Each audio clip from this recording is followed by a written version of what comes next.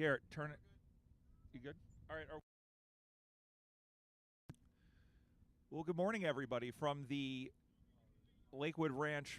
Let's try that again. From the Premier Sports Campus in Lakewood Ranch, Florida. This is the 2023 USAFL National Championships. It is, in fact, a championship Sunday, and this is men's reserves action between the Denver Bulldogs and the Boston Demons.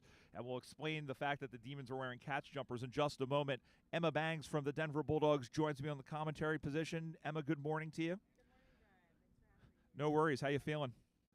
Feeling pretty good. It's a great morning. It's cooled off since yesterday, and there's still some wind, so that'll affect this game. But definitely playing in the morning really gives the boys a chance to stay a little cooler than yesterday. I was going to say exactly, and there wasn't much of a wind when we got to the ground here at about 7 o'clock, but there was a little bit of rain. So this first game is going to have a fair bit of dew.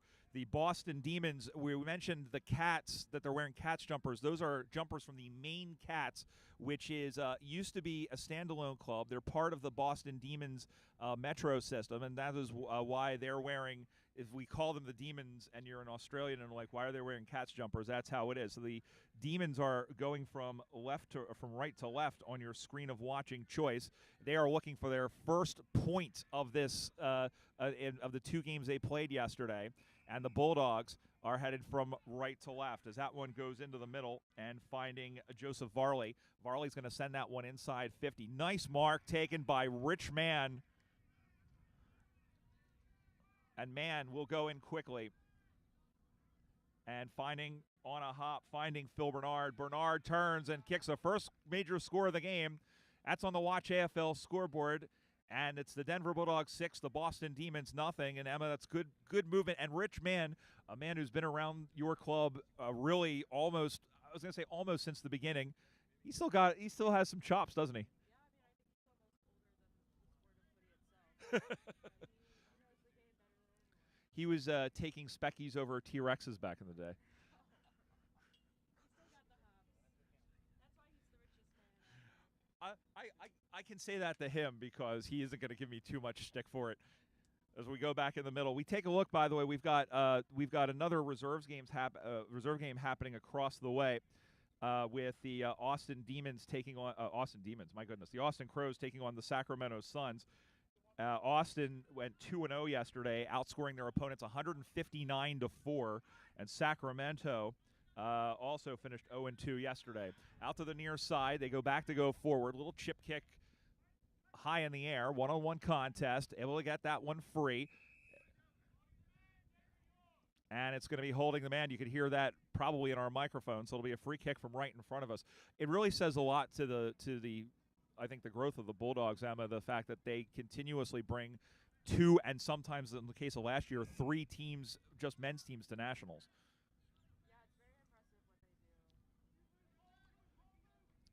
Yeah, it's very impressive what they do. Nice mark right in front of us. That was Luke Durkin who took the mark right in front of us. Yeah, it's going to be like a greased watermelon out there for probably the first. And it was due. We did have a little bit of rain here in the area, here in Lakewood Ranch, as almost taking the mark. Good Harry, however, by the Demons defender there in Joe Grace. And the ball's up on the far side near the Tasmanian sign. Tasmanian and Coopers, of course, two of our major sponsors, as the ball gets whipped around, handball into the middle. Good job there by Brendan Moran to at least force the pressure. Little flippy kick up in the air, but then picked up by Logan Howneat. Howneat with the footy, and he is taken. Ball cried the crowd. Good tackle in there again by Varley, and in fact, it has been given as a ball up. Good pressure here in the early going, and it's going to be a little bit sloppy with that with as you said with the wet footy.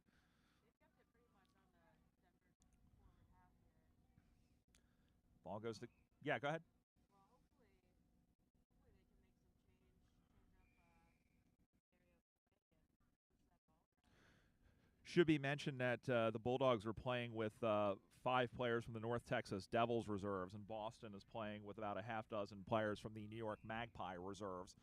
As the ball gets chipped in once again, Boston trying to clear it out now, and 2 players on the footy. Little handball pass but right to a player that's very again, who sends that one up into the corner. Getting there is 42, one of the North Texas guys. Good shove in there, and the ball goes out of bounds. It'll be a boundary throw in. A little bit of not spice. There's a lot. It's a little bit sloppy, but it's in the good spirit so far. Yeah. I mean, it's not. I've seen that a lot over the last 2 days, like especially in the women's division. People getting tackled and just kind of acknowledging it, like as they're getting up, like, yeah, that was a fair bump.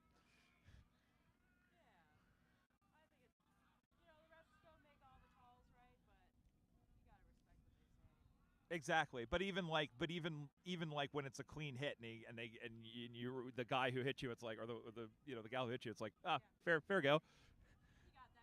Yeah, that was good. I'm impressed. Ball out in the middle. We'll talk about the Denver Bulldogs women's side in just a moment as this one is cleared out by the D's. Out in the middle of the ground, it'll one hop in. Nice one-handed snag, by James Pierce. Pierce will pump that one in.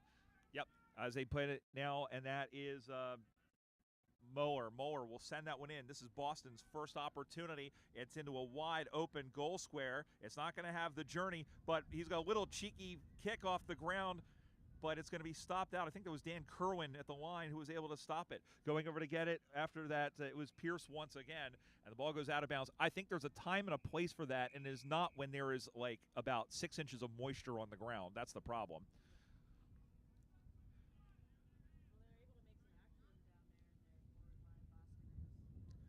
So boundary throw, and again, we mentioned at the top that the Demons wearing the jumpers of the Maine Cats. As we mentioned, they started out as their own club in 2018. They still very much play within the Metro system. A lot of those, there's more than a few Maine guys who are playing on both the ones and the Rezzies. That's got to be a call. None forthcoming, as Brendan Moran was stripped as opponent of the footy, but was not rewarded for it, as it was Jay Bliston who was there who dropped the pill. But the umpire comes over, and we'll have a ball up commentary side in front of myself, Brian Barish, Emma Bangs from the Denver Bulldogs, as well as the Central Regional Vice President of the USAFL, just elected to a second term. Congratulations, by the way. There you go. The more you can add to it, the more impressive, right? Goes and bounces the footy again. That might not be a good idea on this field. In fact, I told somebody else. I think it was Stephen McVicker in the middle of the ground. Milo Lombardi, the head coach of the Houston Lone Stars women's side, was basically saying, under no circumstances are you to bounce the ball before 10 o'clock.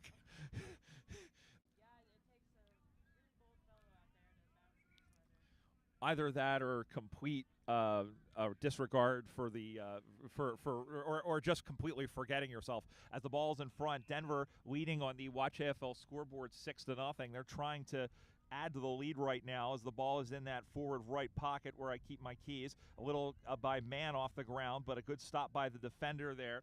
He's got a four. We're going to call that Matthew Elliott in the fullback line. It doesn't clear out, but there's a shot for goal. And umpire Jerry Johnson Chambers says that's gone behind the stick. So on the Watch AFL scoreboard, that gives them another point. It's Denver 7, Boston nothing. Denver 1-1-7, Boston no score. Denver keeping up the pressure, but Boston, they're not. It isn't completely one-way traffic. It looks like they're powering off a few of these attacks here.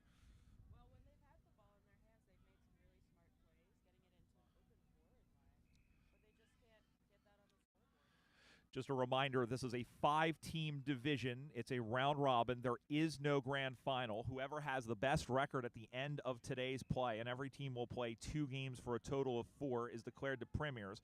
And a reminder that unlike most leagues, first tiebreaker is head-to-head. That was P.J. Devine, who's probably been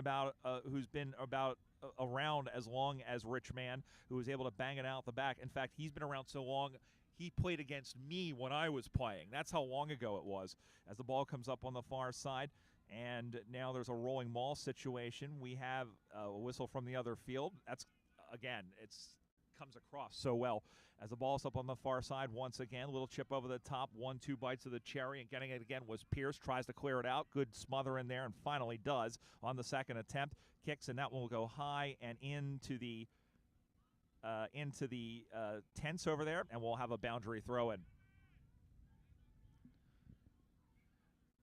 We mentioned the Denver Bulldogs women's side, a 1-1 performance yesterday, and you essentially have a semifinal game coming up against Golden Gate. We'll get your feelings on that in just a second. As the ball is in front, Denver looking like they're threatening once again, and trying to clear that one out was it's a fresh airy Patrick Bowmaker, one of the Magpies, New York Magpies. Reserves. Thank you. The words aren't coming this early. I've had zero coffee, which may be a mistake, but we're going to have a free kick here, and it will come. It's on the way. Riding with the wind. It's going to die in the square. Stays in play. Goes and picks that one up. Two players in there. That may have. Well, he almost did that to his own player. Rich Man goes around the body and takes a funny hop. It's still in play, and it's rushed through for a behind. So on the Watch AFL scoreboard, it's Denver 8, Boston nothing. 1-2-8 for Denver, no score for Boston. So, yeah, let's talk about the Bulldogs women. How are you feeling going into a chance, first of all, against a maidens team that lost for the first time at Nationals in 8 years yesterday? I know, it's pretty exciting, change of the guard.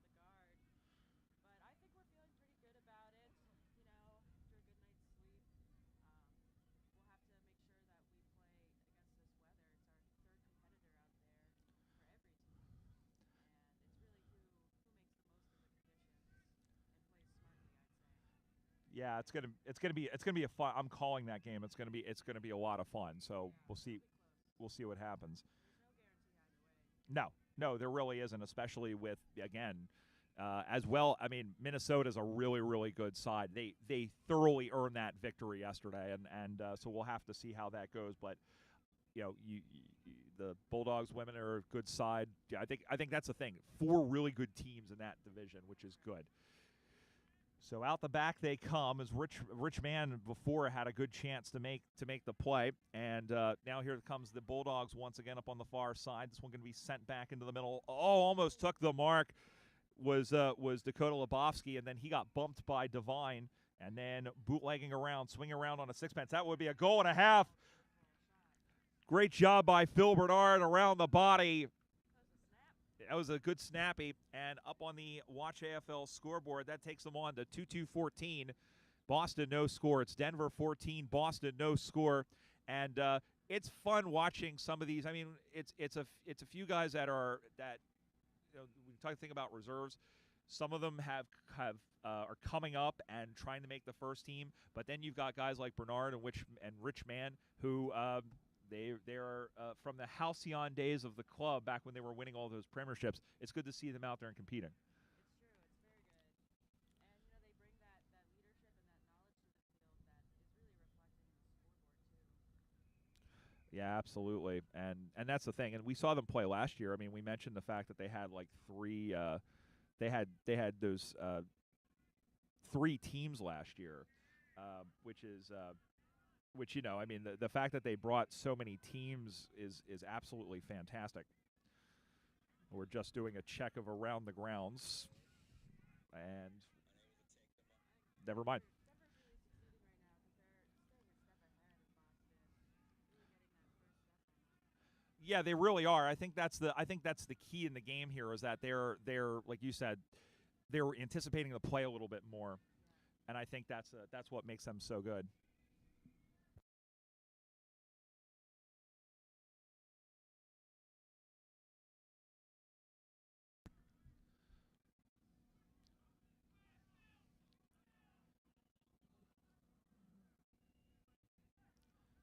So just checking the play on the outer side. This one is sent in across the face, staying with the footy, 2-on-2 situation. And one of the Devils players, and everybody. Yeah, that was a very, very, very interesting situation, but out of all of that, and we'll have a ball in rather, and it will occur about 10 meters around from the Denver Bulldogs target here in this reserves division game.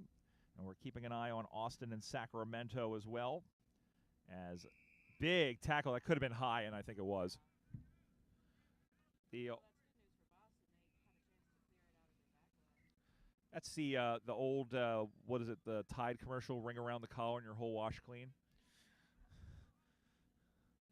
That's the '80s kid in me. Almost taking the mark was Durkin, who goes and picks that one up, and then that one is skittled along the ground. And swatting that one forward was McVicker. McVicker, who's played in Paris for the Cockerels. I think he's played. I knew he's played in France. I think it was the team he played for. But big tackle put in there by Pierce, and he is gone.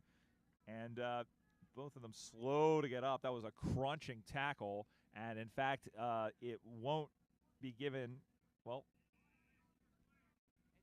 it is a 50-meter penalty. I'm wondering if it was because it was a dangerous tackle. I didn't hear but that's okay. They'll move downfield 50 meters, and Boston, who has really only been inside 50 once, will have a chance to penetrate here.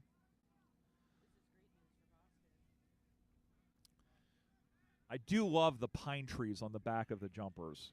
You'll probably be able to see it like when they're heading in the other direction, but that is what is distinctive about this. And the ball goes out of bounds. One of the things I do love about and you can see it right here in front of us. The one thing I love about there's so many teams in the USAFL who have AFL partnerships and who have AFL nicknames. I'm surprised that they let that go, but they'll play on. Long handball in the middle of it, and Denver's one of them. Do you see it's like the same colors as the Western Bulldogs of the AFL, but the jumpers have a Denver slant on it with the mountains and with everything so you look at it and it's definitely distinctive. It's not just a clone of the AFL, and it's the same thing with the main Cats here. It's one of the things that makes our league so distinctive.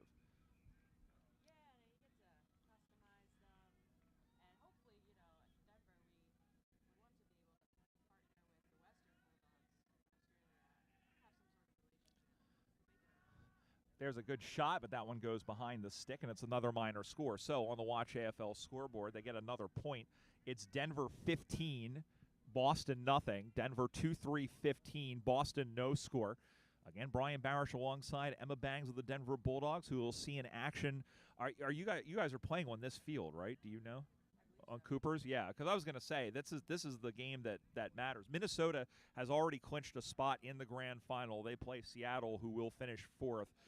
So the winner will play Minnesota in the grand final. The loser will take on Seattle in the third place match. And it's a very interesting format, again, with only the four teams, which on one hand, it's a shame because we do want to see more women's teams at the D1 level. But it's a very interesting and a very intriguing format with four, as I said, they're four very good sides, and coming in, really any of them had a pretty good shot at winning the championship. That's right, and that's what we want to see, high competitiveness in that Division 1. And we'll have a ball. And then Division 2 has been pretty competitive as well. That, too, like this, is a 5-team round robin. And Quebec and Austin flying out of the chute at 2-0. Oh, good, Mark. Good stepping in front of that one by Lebowski. Yoink. I'll take that. Thank you. It's interesting. And a bunch of these guys, here's the thing. A bunch of these guys he's probably going to want that kickback into the corner. And you can't even blame that on the win. nope. No, the flags are up, but I think it's definitely not as strong. We can't even really feel it as much in the booth. But that's the one thing, Emma, is you look at some of these plays, and we see this a lot on the women's side. Just as I say that, the wind picks up. You see this on the women's side as well. Some of these fantastic, wonderful plays that we see, like some of the marks and some of these goals, you would think, it's the Aussies. No, it's the Americans who are making some of the plays. And we saw that in the women's game, some of the women's games as well. I still think about Marissa Poorboy's goals at the Western Regionals last season. It's amazing. It's amazing how well the Americans have picked up these skills. Well, they've got to step up on some of these teams that don't have large percentage of Australians and really earn their spot on the field. And that means that's the end of the first half as the siren goes, and almost one-way traffic both on the field and on the scoreboard at the end of the first 20 minutes of play. It's the Denver Bulldogs, 2 goals, 3 behinds, 15 points, and the Boston Demons, no score. We're keeping an eye, or at least trying to keep an eye on the game for you over between Austin and Sacramento. We'll get the score for you in just a moment. But Emma, really quickly, just for about 15 seconds. Yeah, Denver, as you said, but Boston playing well. They're not getting completely overrun. And Yeah, I mean, we're seeing a really scrappy game. This dew on the ground is making that ball just so hard to hold on to. And so, the ball comes to players on both sides, and they just can't hold on to it. And now they're fighting for it on the ground. And Denver's making better use of that. They're able to get it out, and Boston can't make those turnovers as well. yeah, for sure. Well, we're going to step aside and come right back for the second half of this one. You're watching the 2023 USAFL National Championships from Lakewood Ranch, Florida. You're watching it here on USAFL.com. Was this supposed to be on?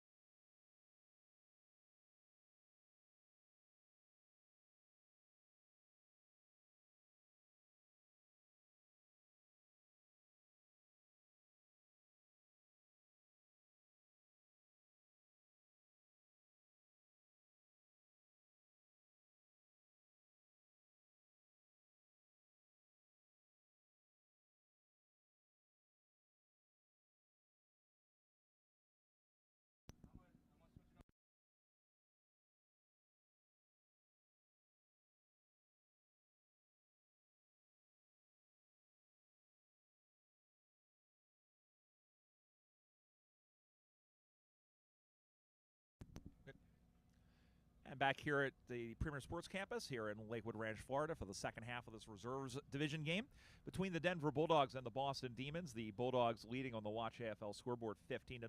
Brian Barish alongside Emma Bangs from the Denver Bulldogs.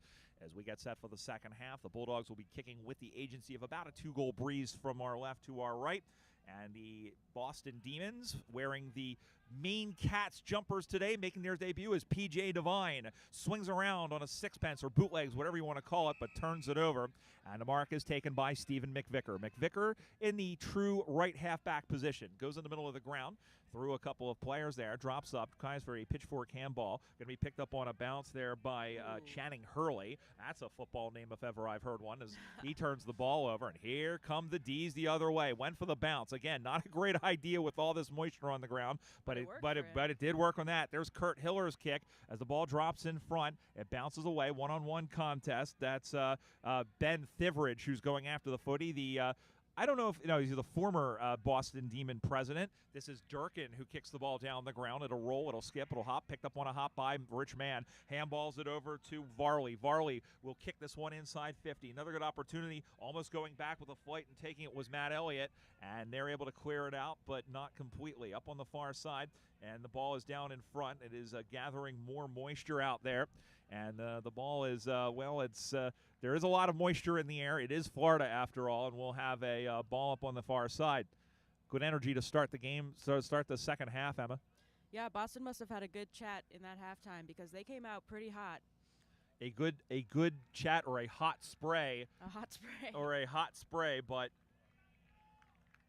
they're going to get further behind here as 6 points to the Denver Bulldogs, and they pick up the second half right where they ended the first half. On the Watch AFL scoreboard, it's Denver 21. That is right? Yeah, Denver 21 and Boston no score. When we talk about, have you ever been to Portland, Maine? I have once, yeah. Good food. Great food. The joke is that the reason they have such great food is because it's all of the Boston restaurateurs that don't want to pay Boston real estate prices. Well, they are in good company up there. Yeah, but it's such a great area, and it's great that they have a football program. It really is. I mean, Maine is such a beautiful, beautiful place, and like you said, the food is really good, and it's great to have. Yeah, we didn't have this issue yesterday with the gnats buzzing around. Oh yeah. Maybe I understand, mate. You're a footy fan, but you can go over there, right? Got the best view in the house. Yes, it really does. I mean. It's like I hear this is where it's like the euchre seats. We're right here in the front row. Boston with the free kick in the middle of the ground, sending this one high up in the air into the center, and a nice mark taken defensively by Luke Durkin. Good interception.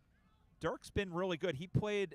He's played on the seniors team as well, and as a big tackle in there, and he's one of those Americans who has to earn his spot on the field, and he does it well. Yeah, I feel like he's been around. I mean, he's been around a fair bit, I feel like, because I know he's been around at least the last couple of seasons, and got a chance to talk to him at a little bit at the Parallel Cup.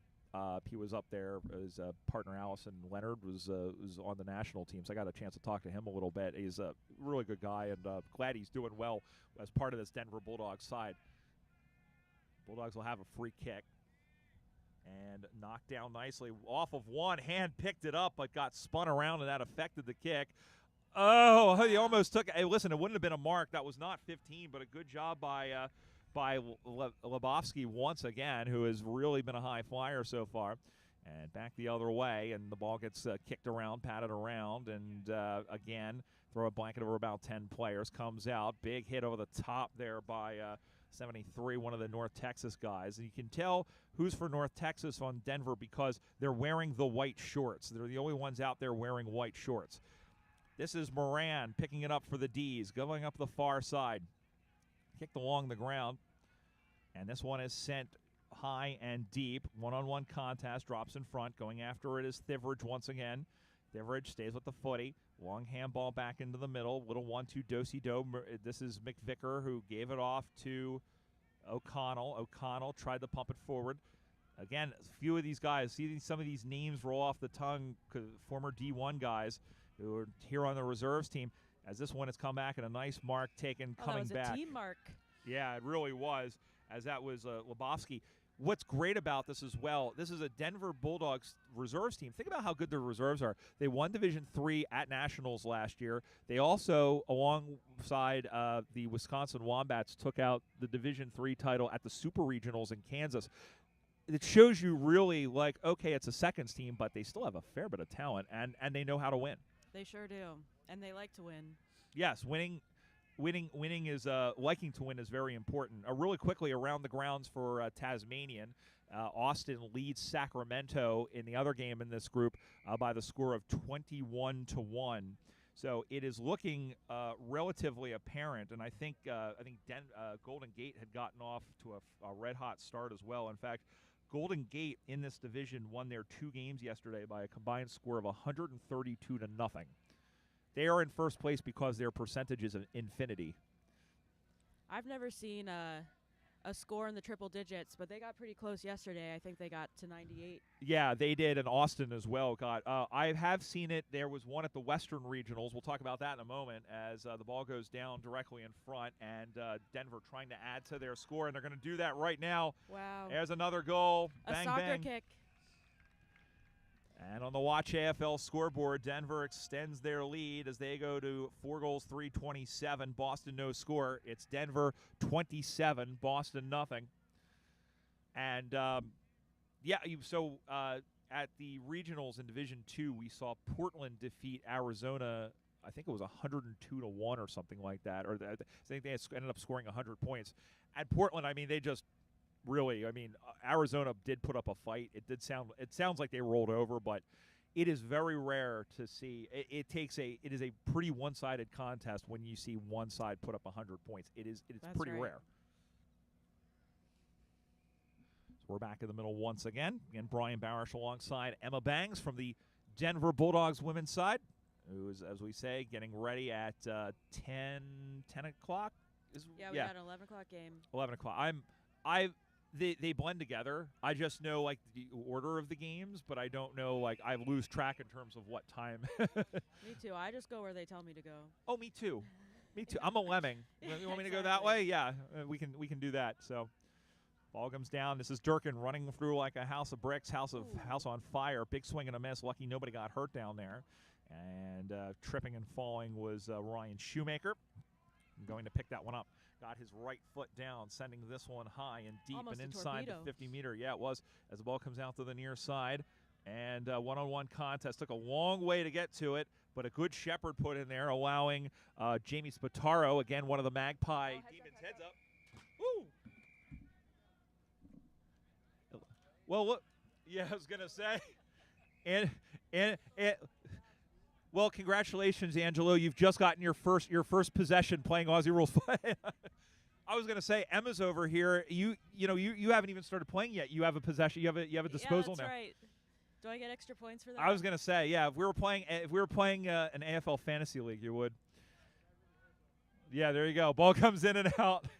And, of course, our thanks to Kevin, Angelo, and everybody else here at Gridiron Productions who's helping you bring the sights and sounds of this national championship here from Lakewood Ranch, Florida. And, of course, Cooper's and Tasmanian, our 2 major sponsors. Cooper's being with us, of course, since 2000. And the Cooper's Beer Tent over there. We'll talk about that in just a moment. It is sitting empty right now. No one wants a 9 a.m. beer? Yeah, it's well, I mean, Cooper's needs to make a breakfast beer, you would think. They should. Yeah. That's what when we talk about like certain ciders, like how sweet they are. I remember talking to somebody about like, yeah, that's a breakfast beer. Just a little bit of sugar. Yeah, put a little. There's a certain cider from Vermont where they have maple syrup in it. Of course there is. Yes. Do they serve it with a side of pancakes? Yeah, why not? Tell me, Brian, is Cooper's Field the largest field here? I think at one time it was, because at one time it was only Division I men that played here. Before we started doing the streaming. That's a nice mark in the middle of the ground taken by the 42, one of the North Texas guys. It was at one time, because at one time all they played here was men's Division I, and everything else was played on the outside. Oh, almost took the mark and stumbled backwards towards the post, but he's going to pick it up. Couldn't pick it up cleanly, lost the footy. And then going after it, 3 Demons back Still there to live. try and get it out. He says, let's play soccer. Lionel Messi is that way, guys. And we have a whistle, and it'll be a boundary throw-in. So, yeah, just to finish the thought, yeah, it was a time when it was the largest field, but because so many divisions played here, and all 7 divisions have played on this field this weekend now, it has to be roughly the same size. So all the fields are the same size. And the other thing as well, Gotcha. remember, everybody's playing the same amount, either 16 or 18 this year. So that's important as well. So yeah, that's a great question. It isn't the size of the MCG, that's for sure, because that field is massive. Oh, yeah. I would say that field's probably even maybe 50% bigger than a normal field, than what we're playing on, at the very least. I want to ask, since I don't know that I've ever asked you, how did you get in the Aussie rules? I was in the middle of COVID. I moved to Denver and didn't know anyone, and I saw these guys out on the field passing the ball around, and I said, that looks like fun. I'll go do that. And good mark. They just kept me in there.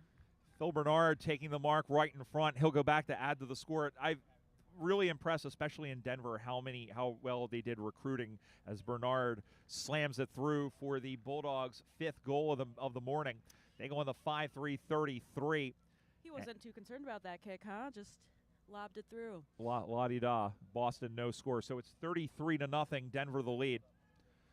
And the 2 flags. So, yeah, I was really impressed at how well Denver, I mean, I understand that it was a little bit different. The COVID situation was a little bit different in Colorado, but by the same token, like, that is impressive. The Bulldogs seemed like one of the few teams that had any like major issues during that period. Yeah, well, during COVID, we practiced in pods, and we did no contact footy. Right. So I learned a completely different game when I started. Yeah. And once we got the all clear, then we came back together as a full team. But that gave us the chance to keep our fitness up and keep the energy up too. Yeah, there's always something to work on, and in that situation, I think there was really that focus on the fitness.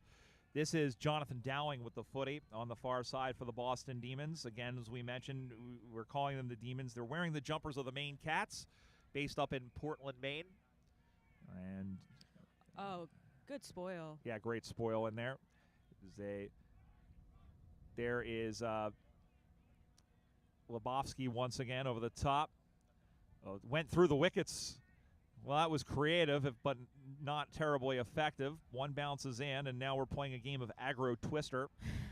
Right hand blue, and as the ball comes to ground, or I guess it'll be right hand green.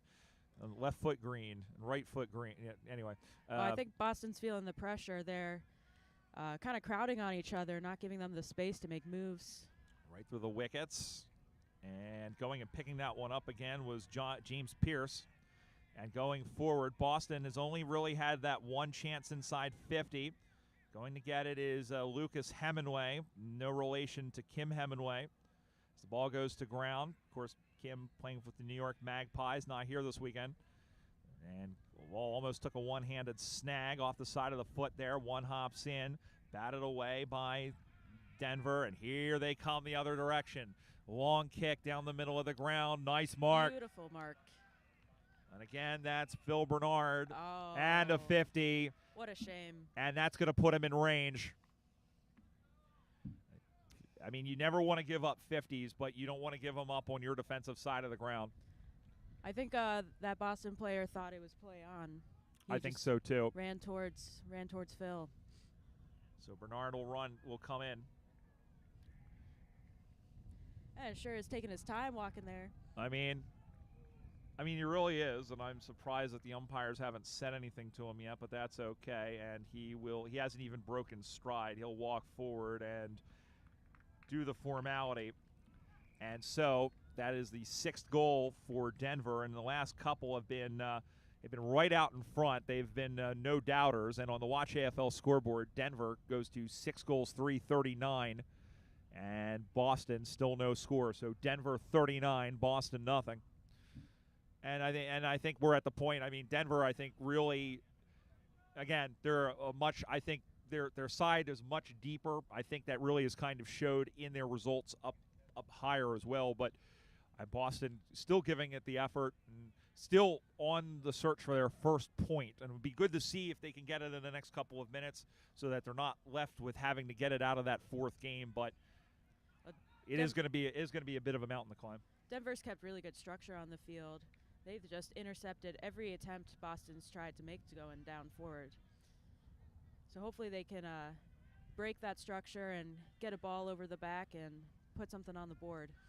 Going around the grounds for Coopers and Tasmanian over on field 2. Austin leads Sacramento 44-1. So Austin is going to go to 3-0 and going to put some pressure on Golden Gate. And that game that is going to be at 1 p.m. over on field 2 is essentially right now, assuming Golden Gate doesn't stumble, it looks like that might be the decider for the Reserves Championship. Again, 5 teams, round robin. There's no grand final. Division 4 is the same way, as is Women's Division 2. Nice mark. Nice, good defensive mark. And that's the thing. It's the little things that they're doing. They just need to start stringing them together, but they're doing some good things, Boston. Up on the far side, we have coming up here on Cooper's Field, by the way, we have... oh, that was a kick to the guts right there. Ooh. Well, good. I hope there wasn't too large of a breakfast involved. Here on, we'll have 4 Division 3 games across the way, and here on Cooper's Field, it'll be essentially deciding the Pool B championship between Philadelphia and Chicago. Over on field 2, it'll be Arizona and St. Louis, 2 teams that have been eliminated. And then Oklahoma and North Texas, which we won't have for you. That'll be on field 4. The winner of that will play the winner of Philadelphia-Chicago to determine who plays in the Division 3 Grand Final. So that'll actually be exciting. Philadelphia champions in 2002, 2018, and 2021. And Chicago, who won Division 3 back in 2012, defeating Columbus. Yeah, 2 very good teams. In 2 very good markets, too. Yes. And I'm not just saying that because I'm a Philly guy.